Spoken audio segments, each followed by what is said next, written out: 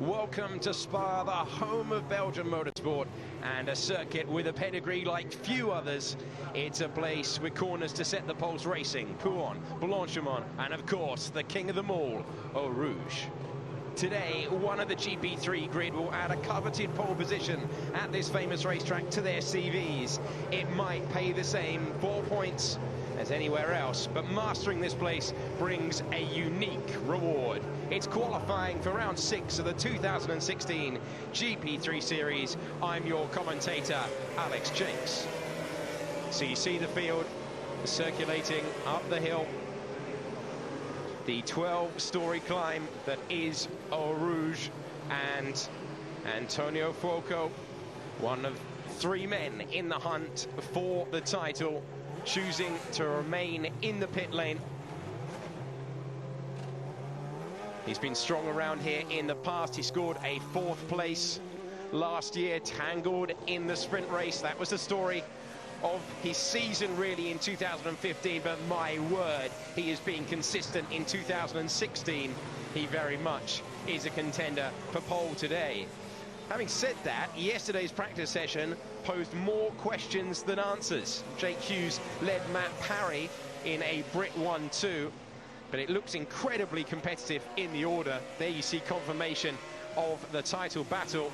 3 drivers really that have been the class of the field so far: Leclerc, Albon and Fuoco. Fuoco with the consistency and 2 wins, Leclerc with 2 wins and 6 podiums, and Alexander Albon was in the lead, of course, in Hockenheim, got jumped by Fuoco at that safety car restart, and as a result, this is a race where we're going to see if Albon can cope with the other side of the championship challenge. It's fine to build a lead when there is no real pressure on you, but when we get to the back end of the season, of course, we're into the second half now of the season, rounds to run here in Belgium. Then in a week's time we'll be in Monza. It's a first ever trip to Malaysia as well for the series at the end of September, running into October before the finale in Abu Dhabi. Will we have 3 contenders then as we have now? That is the main question. Should tell you that the field is on the soft compound of Pirelli tyres. As Jake Hughes comes across the line, the field will be warming tyres and brakes. They take 2 laps to do that. Be interesting to see the tactics of everyone, despite the fact this track is 7 kilometers long. We saw an awful lot of traffic in GP2 qualifying yesterday. Sometimes you can use that to your advantage with a tow. Sometimes it can ruin your lap time. Kevin Jorg in your picture there. He was very much cheered by the form he showed in free practice. He was 3rd in the order. Jorg 3rd. Hughes, the leading car in your picture, was 1st. And Dam's trouble has been with the tyres this year. They're struggling to switch them on. So a course like this, with its lateral demands through the high-speed corners, very much playing to the problem that Dams have had, and that will mean that they should be able to get tyres up to temperature. The other thing that is massively in Dams' favour this weekend is the sweltering temperatures that we've been experiencing. Track temperature is 26 degrees at the moment. It's 11 minutes to 10 local time. And with the track temperature at 26, the air temperature at 25, it is thoroughly un-Belgian-like weather here in the Ardennes forest. What that means in practical terms for qualifying is that it's really going to be interesting. 10 degrees difference from practice yesterday to qualifying this morning. And the reason we were seeing such a competitive order, many in the paddock believe, is down to the fact that the tyres were nowhere near the temperature that they were expected to operate in. So it was a case of find out as much as you can in the 45 minutes. How will the order that we saw yesterday translate when it's Now it's now up to 27 when it's 9 degrees cooler, and of course that track temperature will be going up and up as Hughes comes across the line then with a new set of Pirelli rubber bolted to the car. They get 4 sets for the weekend, one they can only use in practice, so it's 3 from here on in. Remember, 2 races in the weekend, a half-an-hour qualifying session, and Hughes already to the full commitment of Eau Rouge. He's through it, he's through Raidillon, and he's accelerating still, building up through the gears. You see the DRS sign there for Formula 1 and GP2, not available to the GP3 drivers. As you see, already a very healthy crowd in as well to see the first on-track action of the day, and Hughes posting a 36.9. That is just a 10th of his best effort in the first sector from yesterday's practice session, I should say. Hughes posting a 2-minute 6 seconds and 1/10 lap yesterday. Our pole position 1 year ago, set by Luca Ghiotto, was a 2-minute 4.9. So you can see how much the temperatures were affecting things yesterday. This is the middle part of the racetrack where ART have been extremely strong. But Hughes really, and Dams, once they get those tyres up to temperature, the driver from Birmingham, 22 years of age, has seemed extremely capable. Remember, he's our most recent race winner. He triumphed in the second race at Hockenheim about a month ago. Timing his pass perfectly under the virtual safety car, but right now he's building up through the gears. He has the final chicane between him and the finish line. No need to risk it at this stage with it being his first run. And here comes Hughes, powering to the line. It comes up on you really quickly. Here it is. And he posts a 2-minute 6.6, half a second slower. Let's see where Albon can respond. He's in second place. Leclerc goes third behind his title rival. Fukuzumi comes across the line in 4th position. De Vries now goes fastest of them all with a 2-minute 6.3. Fastest man in the middle sector. We have 3 different drivers just underlining, I should say, how competitive it is in the field. Aitken fastest in the first sector, De Vries fastest in the middle part of the lap, and then it's Hughes in the final sector at the moment. Dennis rounding Blanchimont. He won here on 2 occasions last year in European Formula 3. He's got pedigree around this circuit. You can see he's making it dance through the final chicane. Important not to get on the power too early now. Dennis across the line and up to 3rd in the order. Here's Aitken. He was pleased with practice and he'll be pleased with the initial run. That puts him 5th. Essakan is in 6th. Leclerc is in 7th. Fukuzumi is 8th. Maney is 9th. Here's Matt Parry, 2nd yesterday in practice, coming across the line, but only 8th at the moment. So the order absolutely as we expected, changing with the temperature around this circuit. Massive difference in track temperature, of course. It's a long lap as well.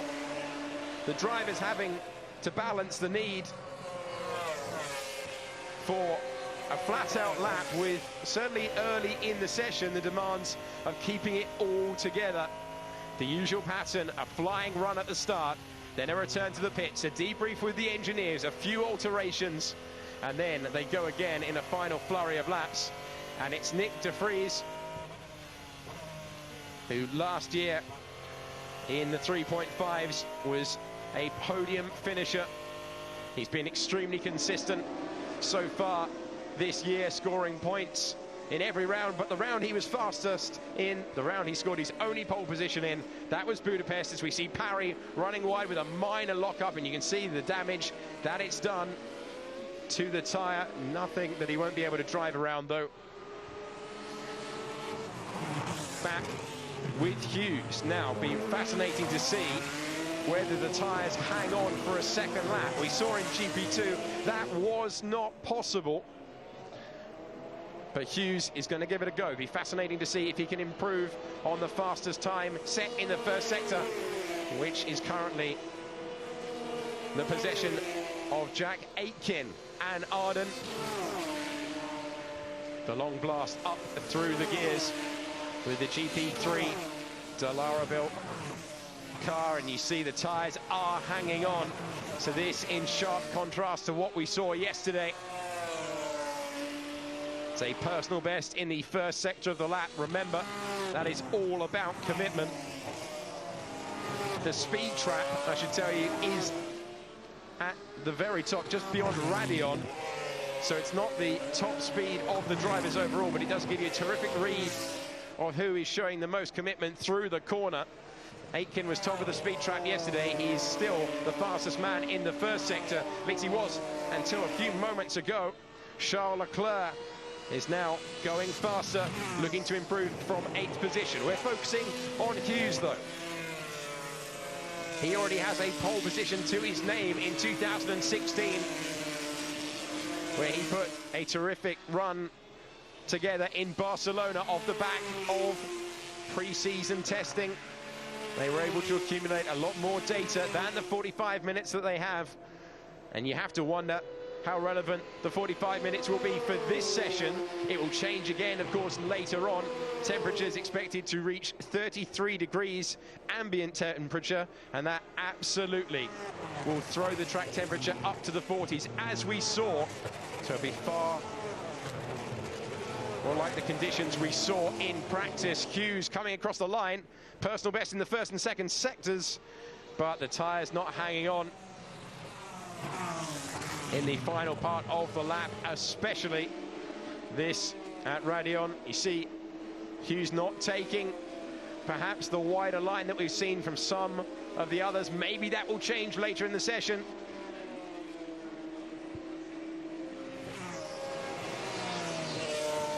We've seen a Lacey off the road, a message from race control at turn number 3. Parry fighting it into the Fagnes chicane. It's a long chicane. Tempts the driver to get early on the power. That's not a problem for Parry at this stage. Struggled at the start of the year, getting up to speed with the machinery. That is really the equalising factor for the 15 rookie drivers in the field. The fact that, despite the fact that they are rookies in the series, everyone has had to try and master the new Delara-built car for this season, but Parry seems well on top of it now. He's currently sitting down in 9th place. Personal best in the first sector, not his finest middle sector of the weekend.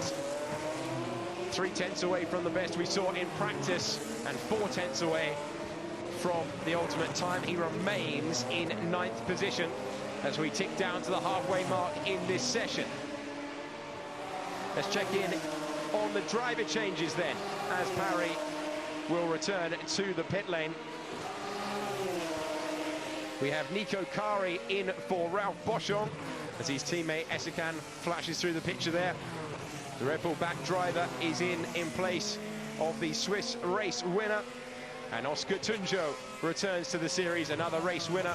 Great to have him back driving for Genza. Antonio Fuoco is on a very slow lap indeed. So he will be returning to the pits, as they all will, after the initial flurry of activity. It's a very long lap here, longest lap of the year. So it really does put pressure on the drivers. We're not seeing the tyres hang on, though. So it's going to really all be about the one final flying lap available to them. A lot of pressure on warming tyres at the moment. De Vries looking very good indeed. We're on board with his teammate Alexander Albon, as he returns to the pit lane. There's Albon, there's his title rival and Ferrari junior driver Charles Leclerc, leading the points battle at the moment as they all return to the teams and running 4 cars. It's a big demand. The size of the GP3 outfits really minor in comparison to the army, certainly, that Formula One bring. So Every person really having to play their part. As you see the laptop already plugged in. They have limited telemetry, but they are able to get readings on certain metrics. As Tatiana Calderon's engineer wearing a leg brace there, as he wandered to converse with his driver. So very busy pit lane at the moment. And Nairei Fukuzumi, the only ART driver not to score a pole position in GP3 in 2016. Currently down in 12th position. And there is 1 second separating the top 17, which, if you consider it's a 4.3-mile circuit, that is remarkable. We see that a lot somewhere like Austria, where it's a very short lap. But for that to be the case around this monster of a racetrack, that is really something, and it shows you how competitive the order is as they all rush to chat with their engineers to feedback where they need the alterations. Maybe a tweak of aero for the front wing, the new tyres being bolted on. That was Jack Aitken. We're looking now at Sandy Stuvik, sitting in 4th position. He's been on the front row on 1 occasion this year. That was at Silverstone. He struggled in the races, but he has got a turn of speed in. It's just a case of extracting it at the right moment, and so much of that in GP3 is down to the relationship between driver and engineer. Jake Dennis in animated conversation. Could have been on pole in Hockenheim. Very, very impressive there. Made a mistake on the final run, and we're going to see more of that pressure on the drivers in the final moments of this session. All about delivering, and this is one of the finest challenges of the year. A real treat for us all to see who can make it work around the 7 kilometers of Spa, who can extract the maximum speed on the limit for the duration of that first sector, which requires enormous commitment through Eau Rouge and Radion. You've got to pick your braking point for Les Cônes. You've got to make it work all the way around, and then the tight technical part of the lap, featuring many drivers' favorite corner around this circuit. Eau Rouge, not the technical challenge it once was for the drivers, but Pouhon absolutely is that sort of corner now. And the expectant crowd, you've got to be in very early to get a prime position. You've got to be in dizzyingly early to get a spot at the very top of that hill. Multinational crowd, knowledgeable crowd. This really is motor racing heartland, as they pour in ahead of a fantastic day ahead of them. Formula 1 qualifying later on, of course. And then we are in for a treat. First with GP2, and then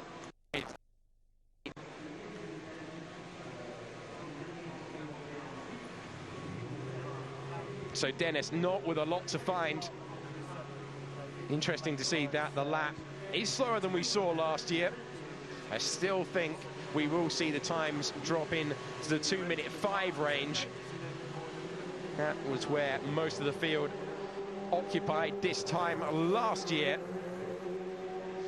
And they'll know now after the first runs. As you see Tatiana Calderon, her sister on the left there, ever present, providing support in the paddock. She scored her first points, well, her first point, I should say, last time out at Germany. And you can see it's quite a queue.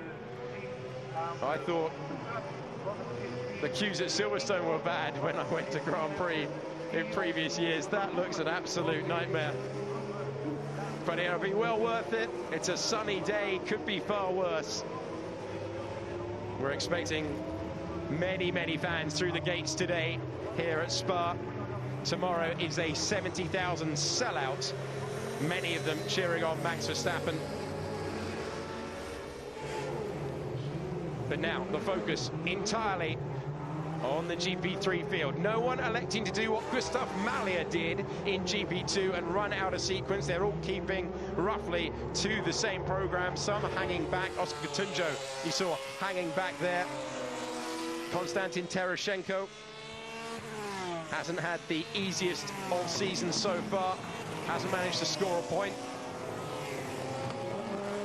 Man who made his debut in GP3 nearly a year ago at his home round in Sochi, but unable to trouble the scorers at this stage. A reminder of the order then, and I think it's really up for grabs in terms of the 4 points for pole. We know that you can overtake around this circuit. It's not like Budapest where pole position is absolutely vital, but still, every single driver coveting it, and every single driver. Certainly, it's going to be very interesting to see as this title battle develops, whether we see those at the front in terms of Cuoco, in terms of Leclerc, in terms of Albon, whether they maybe complete their laps at 90%, and the likes with nothing to lose, like Nick de Vries, who we are on board with now, whether he can go gung-ho and find the time. We know that he has got pedigree in this series, the single pole position. 3 of the 4 ART drivers have claimed a pole position in 2016. As Tereshchenko will complete another lap of warming tyres and brakes. And that will drop us down to the 6-minute mark in the session. They will allow themselves another lap, but we are seeing, certainly in the final sector, the tyres are just not hanging on. It's a great indication for later on in the race, of course, because we've seen it's almost been binary in terms of tyres for GP3 in 2016. You've either not had to worry about management at all, where they've run the medium, certainly what we saw in Barcelona, certainly what we saw in Budapest as well, or contrast that with what we saw in Hockenheim running the soft tyre, where the advantage seemingly went to those with knowledge of how to save the Pirelli rubber. Antonio Fuoco certainly running nicely in clean air to take victory about a month ago. So Alexander Albon finding his campaign really fascinating. He finished behind Jake Dennis and Charles Leclerc in European Formula 3 last year. He's graduated to GP3 for this year. He's almost seemed surprised by the performance that he's managed to extract from the ART.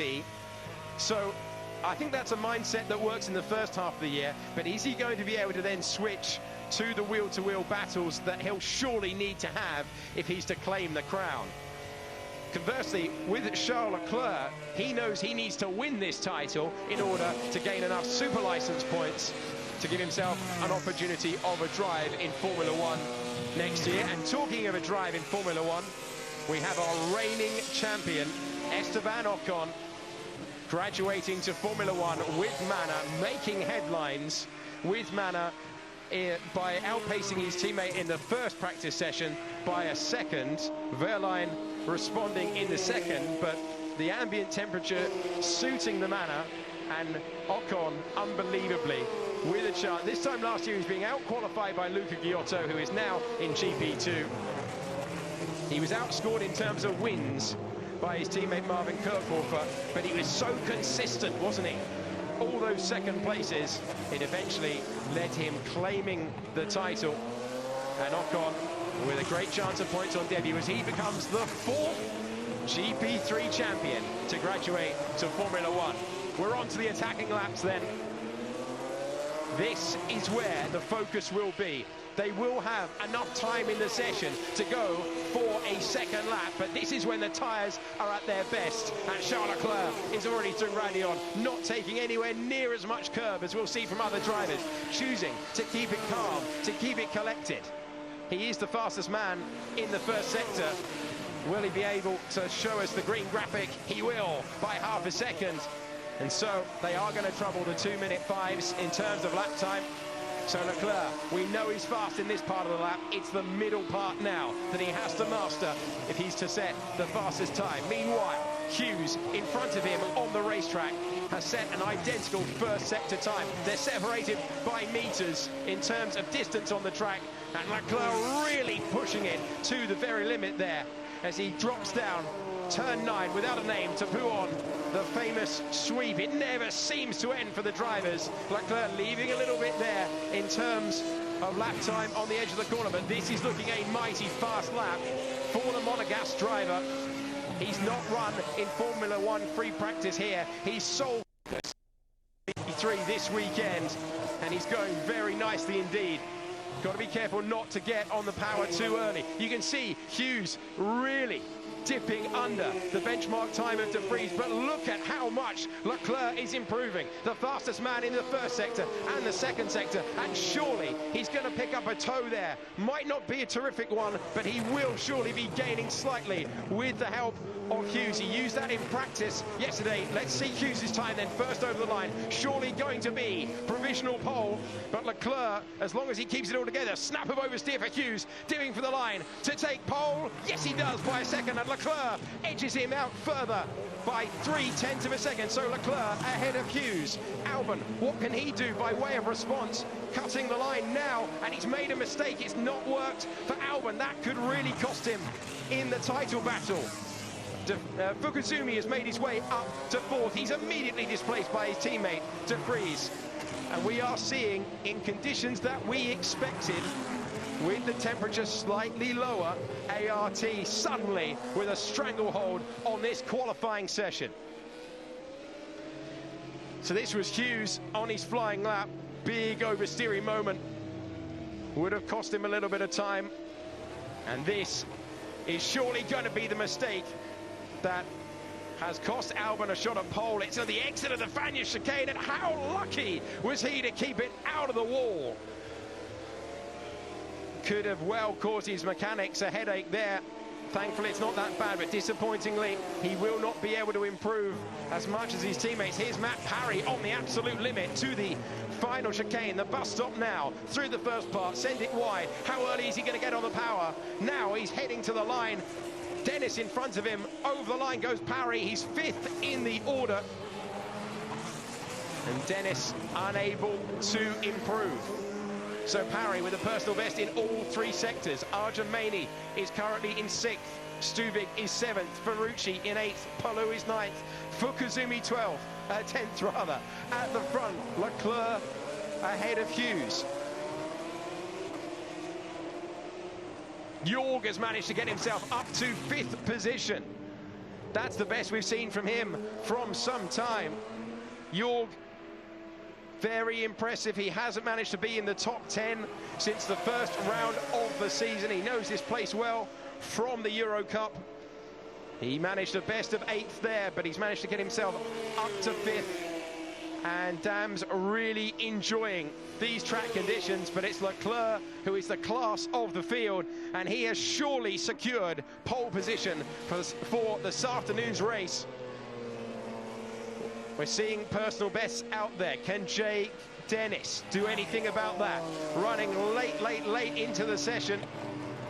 He's completed the same number of laps as everyone else, so this is his 2nd flying lap on the soft tyres. We've seen so far the tyres not hanging on. Let's see what his 2nd sector time is like. He's way down in 15th, not what we expected from the Brit at all. He's got Sandy Stuvig in front of him. Does Sandy Stuvig know? Held up a little bit, but not enough to worry. Dennis has set a personal best, but it's absolutely rapid in terms of it. It's just ahead of Leclerc's time. But he's dropped a second, and this is the problem. This is a problem for Dennis. The tyres are not hanging on that 2nd flying lap.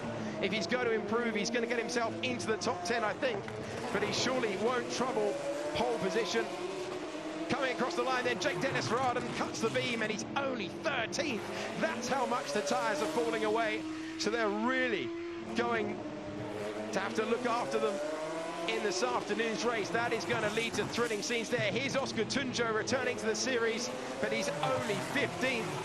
So if you didn't complete it on the first lap, your tyres falling away on the second, and it leads to cars that we know were fast.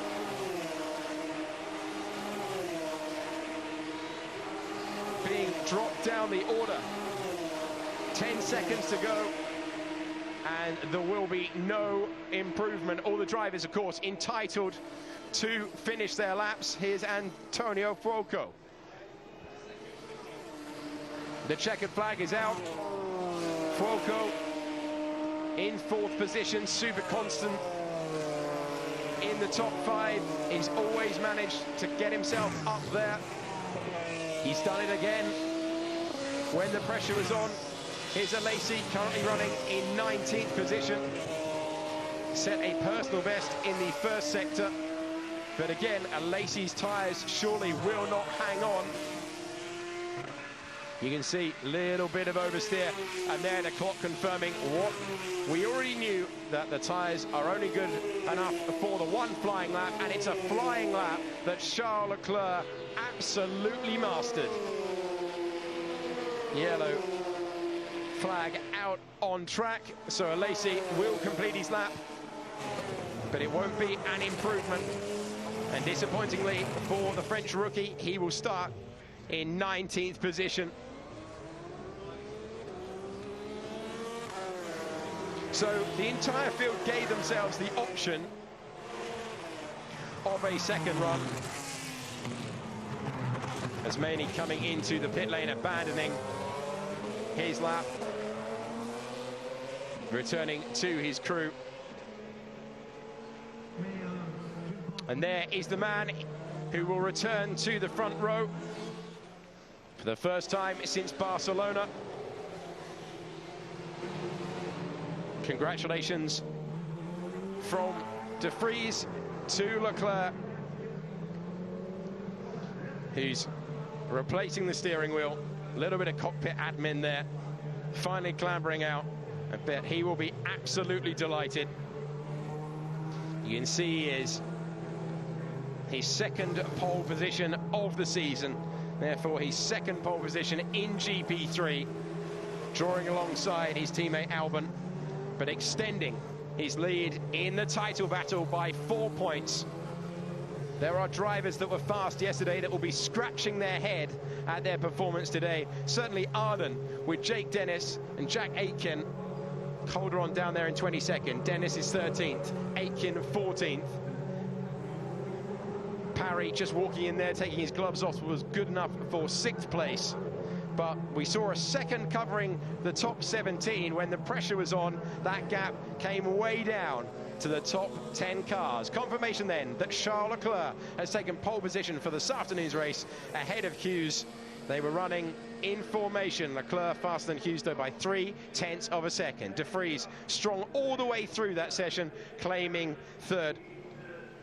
Fuoco very strong in the title battle and strong with his pace around here in 4th. Then it was Jorg in the top 10 for the first time since Barcelona. Parry was 6th. Maney again, really impressive one-lap pace from the Indian driver in 7th. Stubik was 8th. Ferrucci 9th to make it a great session. 4 dams, all 3 drivers in the top 10. Then it was Palou, Fukuzumi and Matibos Esikan for Karajan. Then it was Dennis, as I said, ahead of Aitken. Stotthorst in 15th. Tunjo returning to the series with Yenza, but not able to make any real dent in qualifying. He is 16th. Albon, that is an absolute shocker. You see the price of a mistake on your one flying lap. He has a lot of work to do from 17th later on. Janos was 18th, Alesi 19th, Teroshenko 20th, Kari in his first qualifying session in GP3 was 21st, Calderon 22nd and 23rd, and last Akash Nandi for Genza. So De Vries, the young Dutchman, will have some support in the crowd here. He's walking in. Really, it's going to be a really interesting race later on, not only because this man is on pole position, but his rival, his main rival for the title, way down in 17th. Join us later for the first race of the weekend when GP3 returns. Enjoy Sky Sports F1 Live on all screens, on the go, and the best bits on demand.